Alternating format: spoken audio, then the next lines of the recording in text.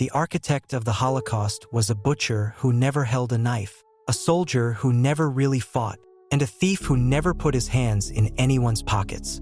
Heinrich Himmler, born to a conservative Catholic family in Munich, seemed destined for an unremarkable life.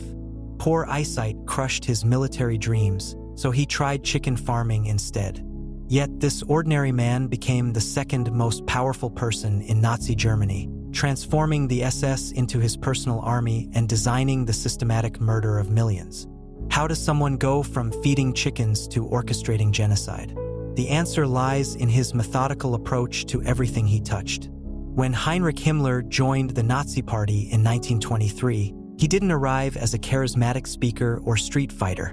Instead, he showed up with something far more valuable to a growing political movement: perfect organizational skills and an obsession with keeping detailed records. While other early Nazis made headlines through beer hall brawls and dramatic speeches, Himmler quietly worked behind the scenes. He spent his evenings reading anti-Semitic pamphlets and racial theory books, taking careful notes and building the kind of systematic knowledge that others ignored. During the beer hall putsch in Munich, Himmler wasn't leading charges or making passionate speeches to rally the crowds. He was there as someone who understood that successful political movements needed structure, planning, and careful coordination to survive beyond a single dramatic moment. This approach caught Hitler's attention in exactly the right way. By 1929, Hitler faced a choice for leadership of the SS, his personal bodyguard unit. He could have picked someone with military fame or powerful speaking abilities. Instead, Hitler made a decision that would reshape history. He appointed the unremarkable chicken farmer as Reichsführer SS, choosing bureaucratic efficiency over flashy leadership. Himmler immediately began transforming the small bodyguard unit into something far more dangerous. He established strict racial requirements for membership and implemented careful selection processes that turned the SS into an elite organization. But this wasn't just about creating better soldiers. Himmler had bigger plans that required turning racial ideology into actual administrative policy. His creation of the SS Race and Settlement Main Office revealed his true obsession. This wasn't a military unit anymore, but the foundation for systematic racial engineering. Himmler understood that changing society required more than violence. It needed institutions, procedures, and most importantly, the right people in the right positions. The real genius of his approach was selecting highly competent subordinates like Reinhard Heydrich, a former naval officer who shared Himmler's talent for organization. Together, they built a network of efficient administrators who could implement complex plans across multiple countries and coordinate between different government agencies. This wasn't random promotion or lucky timing on Hitler's part. The Nazi leader recognized that systematic oppression required someone who treated mass murder like a business operation, complete with budgets, timelines, and measurable results. Himmler had already proven he could transform a failed chicken farm into organized efficiency. Hitler had found his perfect administrator for an imperfect world. The stage was set for something unprecedented. Genocide run like a corporation, with Heinrich Himmler as its methodical, detail-oriented CEO who would apply the same systematic thinking to human extermination that he once used for poultry management. Himmler's answer was simple: treat it like any other administrative challenge. By 1934, he faced his first major test during the Night of the Long Knives. The SA leadership under Ernst Röhm had become too powerful and threatened Nazi control. Most politicians would have handled this through negotiation or political maneuvering. Himmler took a different approach. This wasn't about personal revenge or emotional outbursts. Himmler orchestrated the entire purge with the same methodical planning he brought to managing his chicken farm. He provided Hitler with forged documents to justify the operation and personally drew up death lists that included SA leaders and anyone else he considered a threat to Nazi power. The arrests, torture, and murders were carried out by his SS units with surgical precision.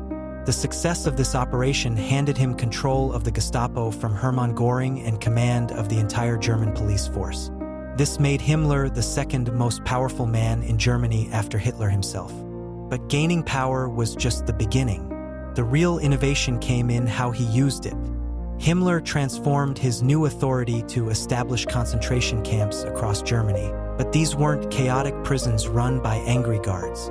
He designed them as systematic instruments of terror with clear administrative structures, detailed record-keeping, and standardized procedures. Every aspect of camp operations followed bureaucratic protocols that could be replicated anywhere. His formation of the Einsatzgruppen death squads revealed his true administrative genius. These mobile killing units operated across occupied territories with devastating efficiency, but they weren't random murder gangs. Each unit received specific targets, maintained detailed reports of their activities, and measured their success through body counts and territorial coverage. The operations followed carefully planned schedules with logistical support that moved the killing units like any other government department. Supply chains delivered ammunition and transportation. Communications networks coordinated between different units. Administrative staff processed paperwork and maintained records. Himmler's 1943 speech in Poznan showed how completely he had bureaucratized genocide. He explicitly referred to the extermination of the Jewish people using the same administrative language he might use to discuss road construction or tax collection. He had successfully transformed mass murder into official government policy through paperwork and procedures. The Holocaust wasn't the result of chaotic hatred spreading through angry mobs. Instead, it emerged from systematic planning by someone who saw mass murder as a patriotic administrative duty, no different from building roads or collecting taxes for the state. What made this approach truly terrifying was its scalability. Himmler had created a machine that could expand its killing capacity like any other government program. More funding meant more camps. Additional staff meant higher body counts. Better transportation meant wider geographic reach. He had turned genocide into a growth industry with measurable performance metrics. This wasn't fantasy for Himmler. It was Generalplan Ost, approved by Hitler in May 1942. Himmler's obsession with racial purity extended far beyond what was already happening in concentration camps. He wanted to reshape all of Eastern Europe through systematic population replacement, creating living space for ethnic Germans by removing everyone else who lived there. The numbers reveal the true scope of his ambition. This plan targeted approximately 31 million people for removal from their homes. Of these, 14 million would be killed outright. The remaining millions would face slavery, forced displacement, or starvation. Entire nations would disappear from the map. Poland, Czechoslovakia, and large parts of the Soviet Union would become German territory populated by German families. Himmler expected this continental genocide to take 20 to 30 years to complete, at a cost of 67 billion Reichsmarks. He approached this massive undertaking with the same administrative mindset he brought to running concentration camps. Detailed timelines mapped out which populations would be eliminated first. Resource allocations determined how many trains, guards, and camps would be needed. Implementation schedules coordinated the work across multiple countries and government departments.